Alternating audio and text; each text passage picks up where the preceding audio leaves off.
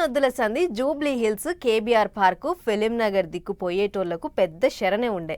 ఎందుకంటే అటు దిక్కు బ్రిడ్జీలు అండర్ పాస్ల పనులు నడుస్తున్నాయి కాబట్టి. అయితే ఆ పనులు సగం బడ ఒడిచినాయి అని చెప్పి ఈ మంగళవారం సంధి వన్ వే ఇడిచిర్రు. మరి అటు దిక్కు ప్రయాణం ఎట్లెట్లా నడిచింది, పెట్టిన వన్ వేతోని ట్రాఫిక్ పెరిగిందా తగ్గిందా అనేదంతా ఓ మల్కట్ల పోయి అరుసుకొని వద్దాం పార్. కేబీఆర్ పార్క్ చుట్టూ వన్ వే చాలైందని సంబురపడాలనో, ఏటుకెంచి ఎటు పోవాలనో తెలియక బాధపడాలనో తెలియక అవస్థలు పడ్డారు జనాలు. మంగళవారం నాడు పార్కు చుట్టైన కథగిది. ఒక్కబాజు పోతానికి తొవ్వ గొలాంచిన ముచ్చట ఎరుకున్నదే కదా. అవొక తొవ్వను పొద్దుగాల 6 గంటలకే చాలు చేసిరు పోలీసులు. ఇక ఇన్నొద్దులు పోయిన తొవ్వే.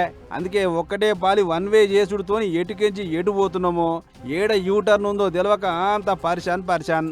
సైన్ బోర్డులు వెట్టిరాడగాని పడావి చిన్నగా ఉండేటాలకు చూడకుంటేనే దాటుకుంటూ పోయి చాలా మంది. దీంతో చాలైన తొలత రోజు నాడు మాత్రం పార్కు చుట్టూ శితం traffic.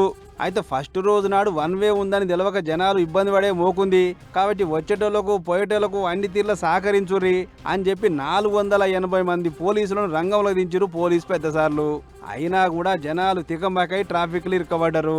నెరి check post signal కాడైతే traffic చెప్పవశం లేదు. ఎటు పోతున్నావో తెలవక నెత్తంతా వీక్కుర్రు.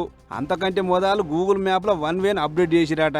మూలమల్పుల సైన్ బోర్డులు పెట్టుడే కాకుండా ఏడగోలాంచారు, ఏడ బంధు పెట్టిరనే బోర్డు సుత వివరంగానే పెట్టిర్రు. జూబ్లీ చెక్ పోస్ట్ కెంచి ఎన్టీఆర్ ట్రస్ట్ భవన్ చేరుకుంటానికి 20 నిమిషాలు, ఆడికెంచి తెలంగాణ భవన్ పోతానికి పావుగంట పట్టిందంటే చూసుకోరే ట్రాఫిక్ ఏ రేంజ్ లో జామ్ అయిందో. ఇదంతా లైన్ చేంజింగ్ పాయింట్ల పుణ్యమే అంటారు జనాలు. పార్కు చుట్టూ 13 లైన్ చేంజింగ్ పాయింట్లు, 10 ఎగ్జిట్ పాయింట్లు పెట్టిరాట.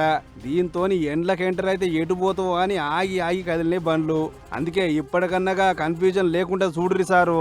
మంగళవారం ఆఫీసుకు పోయేటాలకు మస్తు ఆలస్యమైంది అని అడగబట్టిరు అటు దిక్కు ప్రయాణం చేసిన జనాలు. చూడాల మరిగా రెండో రోజు కెంచన్న ఏమైనా తొవ్వ సాఫ్ అవుతుందో లేదో.